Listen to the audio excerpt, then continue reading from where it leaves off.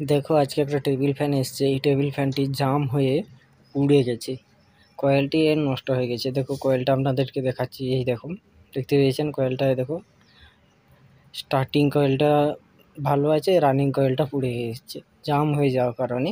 তো দেখুন, আপনারা যখন ফ্যান সার্ভিসিং করবে কোনো সার্ভিসিং শপ থেকে, তো আপনারা এক কাজটা করবেন, এই পিছনের চাপাটা খুলে নেবেন। প্রথমে পিছনের চাপাটা খুলে নেওয়ার পর দেখুন, একটা টেস্টার যদি আপনার বাড়িতে থাকে, টেস্টার দিয়ে আপনি পিছনের যে নাট বল্টটা স্ক্রুটা থাকে, এই স্ক্রুটা খুলে নেবেন।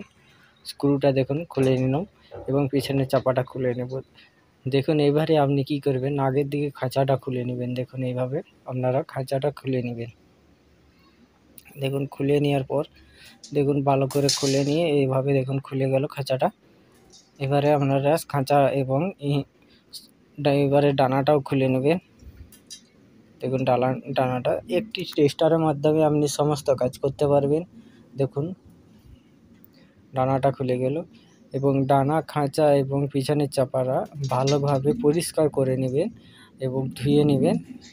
এবং আগের দিকের খাঁচাটা আপনি খুলে পরিষ্কার করে ধুয়ে নিতে পারেন। দেখুন এই তিনটে জিনিস একদম পরিষ্কার করে ধুয়ে নেবেন এবং যদি ধুলা জমে থাকে তো আপনারা কাপড় দিয়ে পরিষ্কার করে নেবেন। এবং দেখুন এই যে পিছন থেকে যে একটি স্ক্রু লাগানো আছে, এটা হচ্ছে গিয়ার বক্স বলে। এই গিয়ার বক্সের সঙ্গে এটা মুভিং করার কাজ করে, যাতে এদিকে ওইদিকে হাওয়াটা ঘুরে লাগে। তো দেখুন এই যে একটা স্ক্রু, এই স্ক্রুটাও দেখুন খুলে নেবেন। দেখুন এবারে আপনাদের সমস্ত কাজ ইজি হয়ে গেল। তো এই গিয়ার বক্সটাও আপনাকে খুলে নিতে হবে। দেখুন গিয়ার বক্সটা আমি খুলিয়ে নিচ্ছি। এবার এই গিয়ার বক্সটা খুলে নেওয়ার পর আপনাদেরকে দেখাবো কিভাবে আপনারা পাখা অনেক দিন লাস্টিং করতে পারবেন। তো কয়েল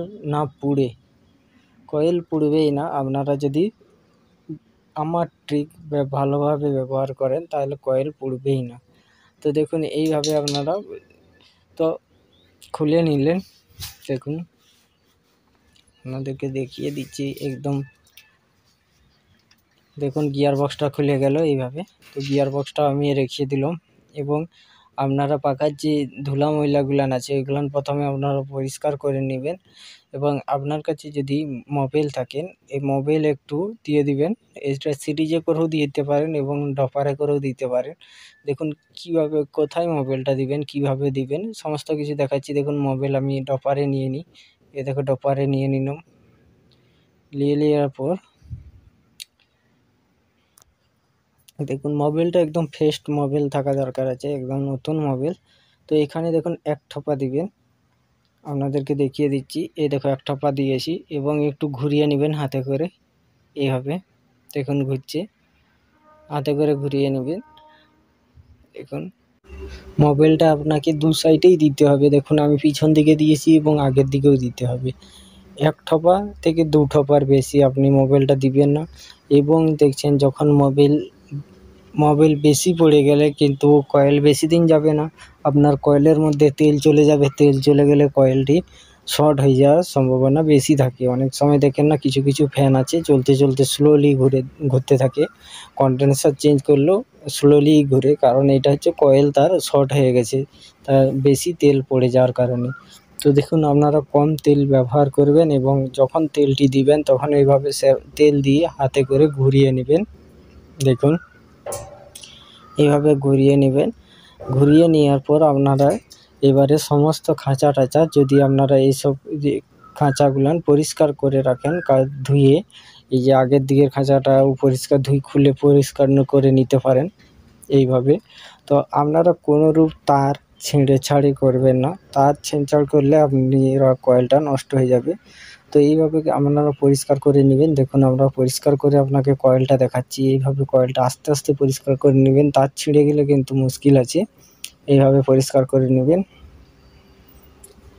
আপনি কাপড় ছিঁড়া বা ব্রাশ যেইগুলান রং করা হয়, যে ব্রাশ, ওই ব্রাশ দিয়ে আপনারা পরিষ্কার করে নেবেন, খুব সূক্ষ্ম ব্রাশ দিয়ে। তো দেখুন এইভাবে পরিষ্কার করে নেওয়ার পর আপনারা যেরকম ছিল সেইভাবে লাগিয়ে নেবেন।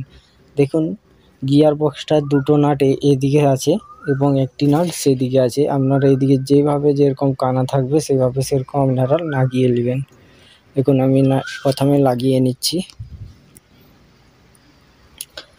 দেখুন ভিডিওটা পুরো দেখো, নাই তো আপনারা পরে কমেন্ট করে কিছু লোক আবার বলে যে আমার পাখা আমি এক মোবাইল দিই কীভাবে পুড়ে যায়।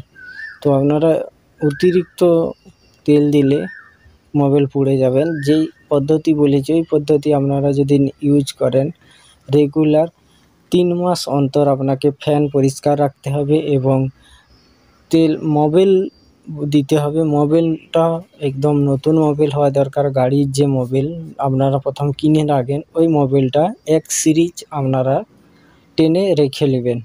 ওই 1 সিরিজ মোবিল আপনাদের সারা সিজন চলে যাবে। তো যতদিন গরম থাকবে ওই 1 সিরিজ মোবিল এক ঠপা করে আপনারা 3 মাস অন্তর বা 2 মাস অন্তর আপনারা ফ্যানের মধ্যে দিবেন। 2 থেকে 3 মাস অন্তর এবং ফ্যানটা পরিষ্কার রাখার চেষ্টা করবেন। পরিষ্কার রাখলে দেখুন গিয়ার বক্সে স্ক্রুটা এইভাবে লাগিয়ে নেবেন। তো দেখুন আমরা গিয়ার বক্সটা লাগিয়ে নিচ্ছি, সমস্ত কিছু লাগিয়ে নেব। যেভাবে খুলেছি ওইভাবেই লাগাচ্ছি, দেখে নিন আপনারা, কোনোরূপ চেঞ্জ করছি না। ভিডিওটা লম্বা হবে ঠিক আছে, কিন্তু আপনাদেরকে ভিডিওর মাধ্যমে সমস্ত কিছু জানকারি আপনারা এই ভিডিওর মাধ্যমে পেয়ে যাবেন। দেখুন এইবারে এই পিছনের স্ক্রুটা আপনারা দেখে নেবেন। এই পিছনের স্ক্রুটা লম্বা থাকে, তো লম্বা স্ক্রু আপনারা দেখে ভালোভাবে লাগিয়ে নেবেন।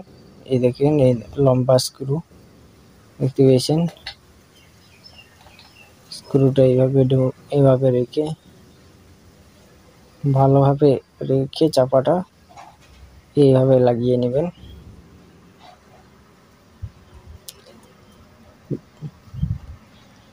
আমি সমস্ত কাজ আপনাকে টেস্টার দিয়ে করে দেখাচ্ছি, আমি অন্য কিছু ইউজ করিনি। দেখুন আমি টেস্টার দিয়েই ব্যবহার করে দেখাচ্ছি। দেখুন টেস্টারে টাইট করলাম, টেস্টারে সমস্ত কিছু, এবং যে গিয়ার বক্সের যে পেঁচটি এটাও লাগিয়ে নেবেন। আপনি যেদিকে খুলেছেন তার উল্টো দিকে ঘোরাতে হবে। আপনি যদি বাঁ দিকে খুলেন তাহলে আপনাকে ডান দিকে ঘোরাতে হবে। এবারে আমরা ফ্যানটা লাগিয়ে নেব। প্রথমে একবার হাতে ঘুরিয়ে দেখে নিলাম ঠিক আছে কি না। এবারে গিয়ার বক্সটা দেখুন নেমেছিল, এটা তুলে নিলাম এবং দেখুন এখানে প্যাঁচটা ঠিক আছে কিনা সেটাও দেখে নিলাম। প্যাঁচটা দেখুন কানার ভিতর দিকে যদি ঢুকে থাকে তাহলে শেপের মধ্যে যাবে না। একটু দেখুন দেখো ঢুকিয়ে দিলাম, দেখছেন ওই কানাটাই যে বন্ধ হয়ে যাবে। শেপের যে কানাটা আছে কানাটাই যে প্যাঁচটা টাইট হয়ে যাবে, সেইভাবে আপনারা টাইট করবেন। দেখুন কানাটার মধ্যে চলে এলে আপনারা প্যাঁচটা টাইট করে দেবেন। দেখুন একটু ঢোকালে আপনাদেরকে আন্দাজ করে নিতে হবে যে এসে যা কানাটা আছে। দেখুন কানাটায় রেখে আর এই প্যাঁচটি টাইট করে দিন। দেখুন এভাবে টাইট করে দিতে হবে ফ্যানটি। দেখুন আমরা টাইট করে দিলাম। এবারে খাঁচাটা লাগিয়ে নিতে হবে। প্রথমে আমরা এই বেলটা লাগিয়ে নেবেন। এইভাবে বেলটা লাগিয়ে নেওয়ার পর ভালোভাবে বেলটা লাগিয়ে নিন এবং এই আগের দিকের খাঁচাটা লাগানোর পর বেলটা টাইট করতে হবে। তো দেখুন আগের দিকের খাঁচাটা আমি লাগিয়ে দিচ্ছি এইভাবে। তো দেখুন লেগে গেছে, এবারে আমরা টাইট করে নেব। দেখুন টাইট করে দিলাম বেলটা।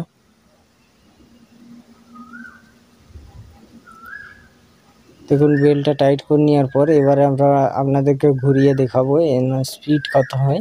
এবং দেখুন দেখতে পেয়েছেন স্পিড।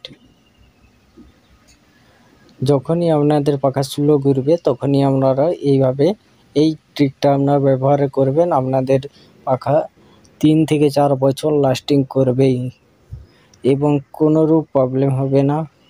ভিডিওটি ভালো লাগলে বন্ধুবান্ধবদের সঙ্গে শেয়ার করো। All the best, thank you.